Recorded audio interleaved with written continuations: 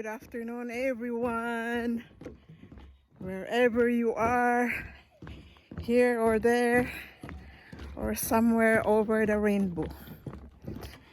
So today is Saturday. It's a walking day. So we're here in Clifford.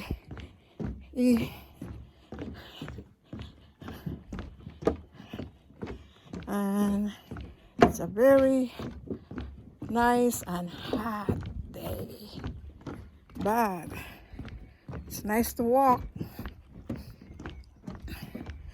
Kaya guys, halina kayo, lakad-lakad na kayo para maging healthy tayo. Kaya guys, sundan nyo kami, ingat-ingat lang. Kaya there's a bird in there. Here is this place. There's lots of birds and lots of trees. Okay. There we go. Oh, there is no seats there. There we go. Clifford Edie. Look at the water. Hey, woohoo! Yoo-hoo! Where are you, babes-ski? Hey guys. Okay, we're walking here sa Clifford.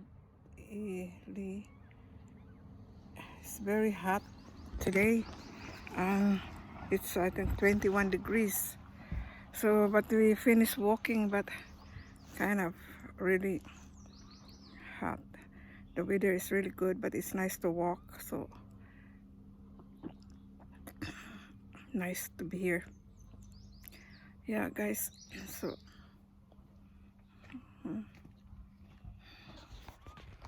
chicken. Oh my god, we're here in the farm, guys. Look at the chicken. Wow, very nice. Oh my god, look at the chicken. Hi everyone, good evening. So kumusta na kamo diha? Kumusta Pilipinas? Kumusta Canada? So kumusta sa lahat? So ngayong gabi magagawa ako ng mango float. So simple lang ito, parang mango float cake. So ito lang yung napakasimple lang. So kumusta nga pala kayo dyan lahat?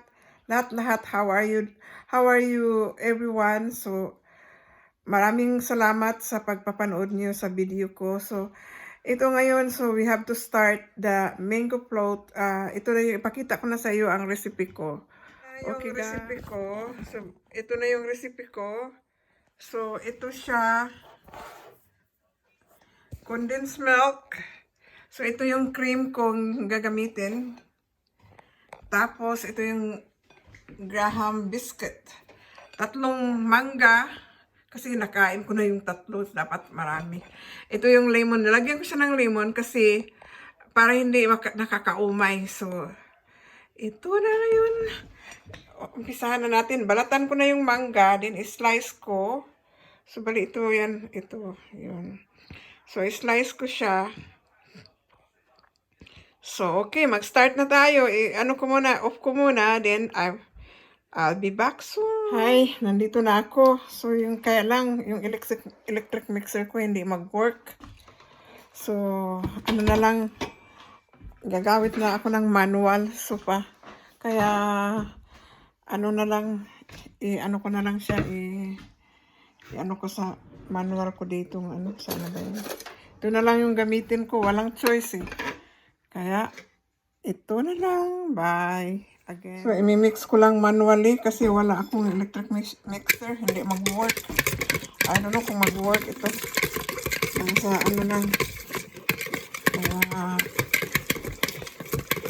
Ito na lang ang ano gawin natin.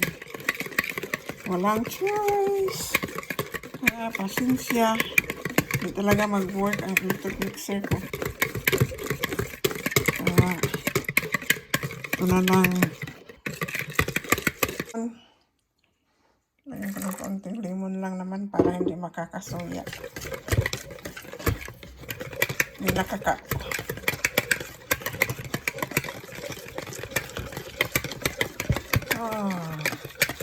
try natin na ano.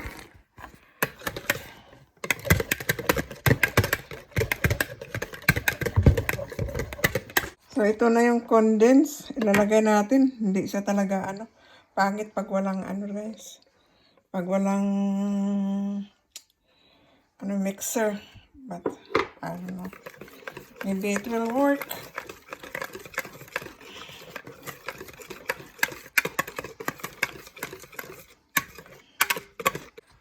Hi, ako na naman. So, ito na yung gagamitin kong Tupperware, guys. Kasi, dadalhin ko kasi ito. Baka hindi na maibalik kung panglagyan talaga. Glass. Tapos, tatlo. Mag-iwan ako dito sa bahay. Ito yung tatlong, ano, Tupperware. Kung magkasya pa yung, ano ko, yung mga lemon ko. So, ito, guys. Mag-umpisa na tayo, guys. Ito na. Ano natin, ang atong mango float. So, maglagay na ako ng, ano, ng graham biscuit or crackers. So, ilalagay ko na siya ito, dito, dito. Ito na yung ilalagay natin. Hindi siya gaanong ano. Kaya, ito na siya. Ito.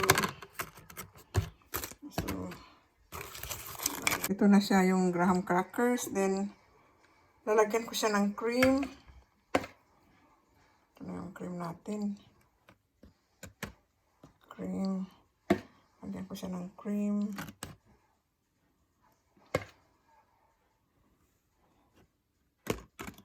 Lagyan na siya.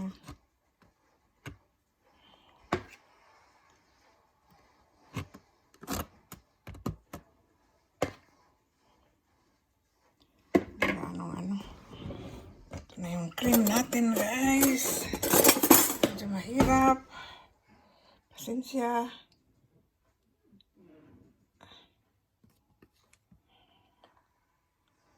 So, ito siya. Ini ano natin spread. Pasensya na kasi hindi tayo ano.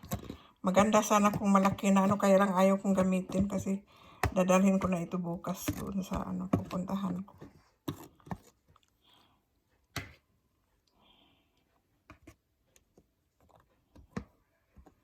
Kaya ito siya, guys. Ano siya?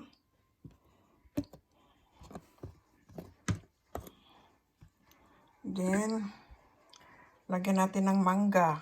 Mangga natin. Yung mga ano na lang. Medyo ano, sa ibabaw na yung medyo maganda. Kaya ito na siya. Graham. Again. Lagyan natin ulit ng graham. Graham na naman. So, lagyan ulit. Ito.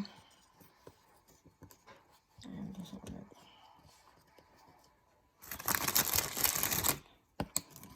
Ito siya.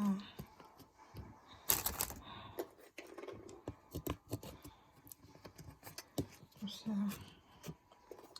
So, tapos lagyan ulit natin dito.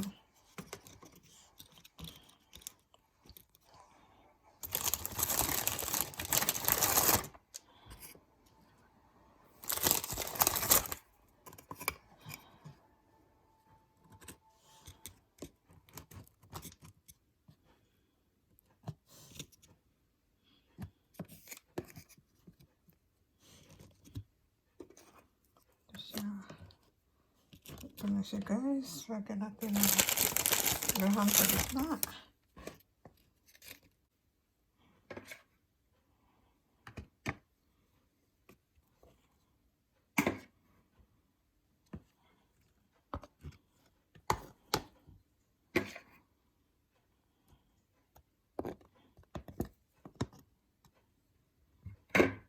Okay. Hi. Nandito na ako ulit. Ito na guys, tapos na yung mango float ko. So yung iba guys, hindi nila nalagyan ng mangga sa gitna, cream lang. Pero ayaw ko yun, ang tawag ng mango float kung wala namang mangga sa gitna. So ito guys, nilagyan ko siya talaga sa gitna. Bawat gitna, mayroon talagang nakalagay ng mangga. So bali ang recipe ko dito, tatlong mangga, pero hindi na ubos, mayroon pa ako doon.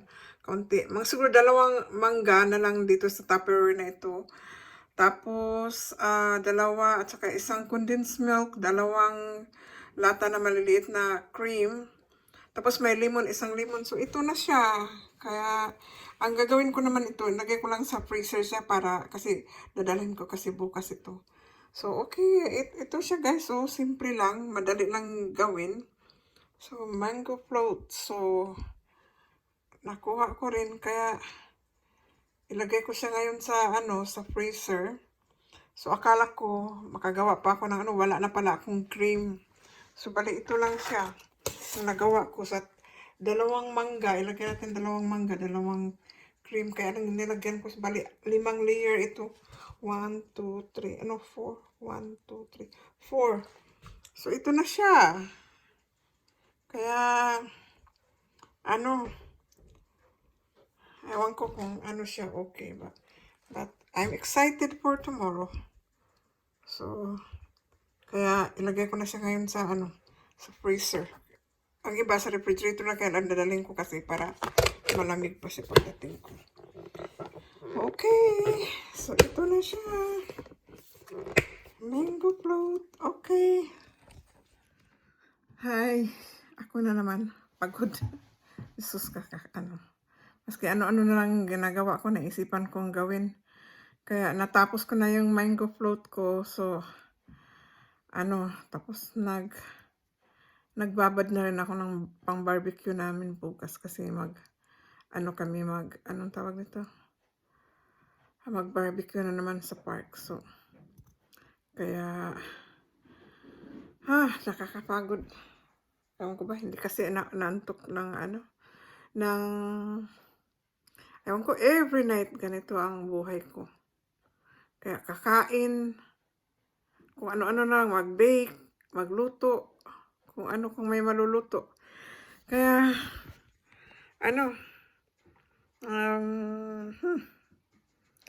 kanina nga pala, naglakad na naman kami pumunta kami doon sa kaibigan ng kaibigan ko.